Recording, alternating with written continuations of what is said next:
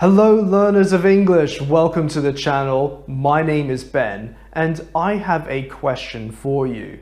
Do you find learning English or any other foreign language to be a very boring process? Well, if that is true for you, then this video will be great for you. Recently, I have found a great technique which can really help you get conversationally fluent in a short space of time. I work with both children and with adults, and when it comes to children, I understand that children find learning languages to be so boring. Most children, when they come to lessons with any tutor, they don't want to be there, and I totally understand why children don't want to be in a lesson with tutors, and most adults probably don't really want to have lessons either. So if you go to school and you come back home and now you have to have another lesson with another boring teacher, it's just not exciting. It's so bloody boring. I would hate to do it. So I have found a really interesting method which can help you stay motivated and which will help you get conversationally fluent in a very short space of time. A couple of years ago, I watched a video by this guy called Professor Jeffrey Brown. He is from California, I believe, and he is he is an expert on linguistics and how to learn languages in a very effective way. He speaks Spanish and I believe Arabic to a very high level. And he made a video a couple of years ago showing how he learned Arabic to a really good conversational level in 1 year. Arabic, if you don't know, is a very difficult language. There are so many complicated components to learning this language. But Jeffrey Brown learned this language to a very high level in a very short space of time. So what's his secret technique? Well, what he did was he hired tutors, and in these little sessions or lessons with tutors, he brought colorful picture magazines with him to these lessons, and he did not learn any grammar. He did not allow the tutors to correct his mistakes. What he did was he asked the tutor to show a picture in the magazine and to explain everything that he saw. And then after, Jeff Brown, he would do his best to explain everything he saw in the pictures as best as possible. And when he made mistakes, the tutors would not correct his mistakes.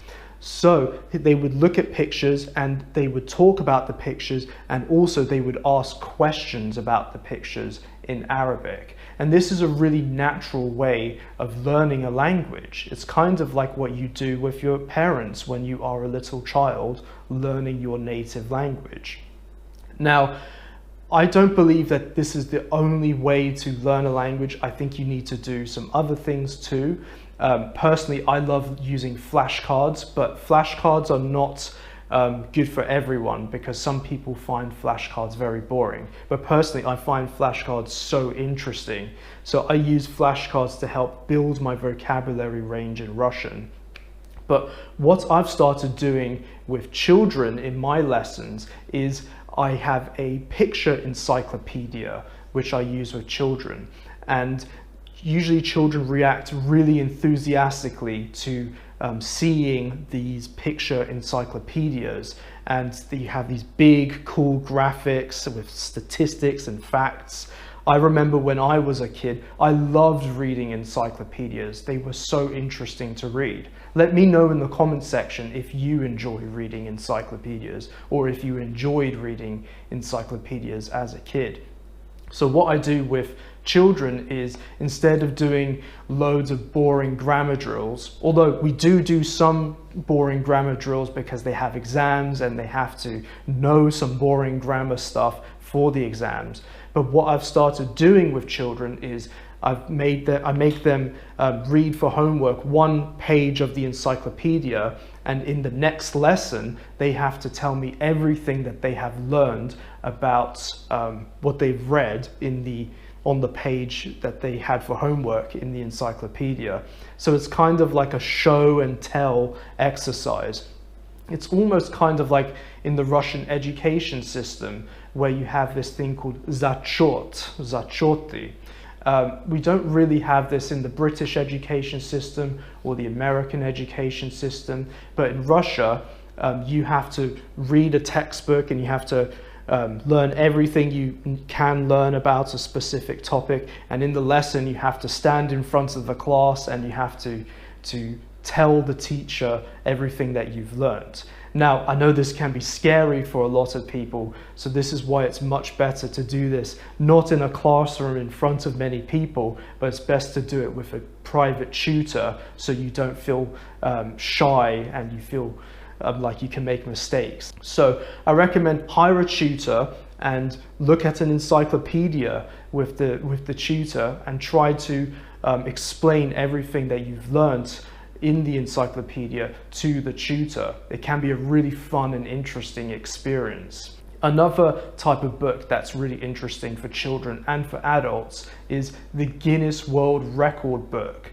There are so many interesting feats, things that people have done in the Guinness World Record book, and you can see pictures and statistics. It's really interesting. So this might also be a thing that you can do with a tutor. But if you can't afford a tutor, that's not a problem. There are alternative ways of learning a language to a high level without a tutor. What you can do is you can film yourself on camera speaking about something you have learned in the Guinness World Record book or in an encyclopedia, and then maybe you can upload the video to some AI software, or maybe ChatGPT, if you can do that. I'm not sure if you can do that on ChatGPT, but maybe you can. And then you get the artificial intelligence, the AI, to correct your mistakes. But it is slightly better hiring a tutor because they can give you feedback in real time, and AI is amazing, but it can't correct everything very well. It can correct some things very well, but it's not very good at idioms and phrasal verbs and other human things that humans say and use in conversations. So it's better to hire a tutor so you can have a more free and natural dialogue. What do you think? Do you think this is an effective method? So let me know in the comments section. So let's finish the video there. Thank you so much for watching. I hope to see you again next time, and bye for now.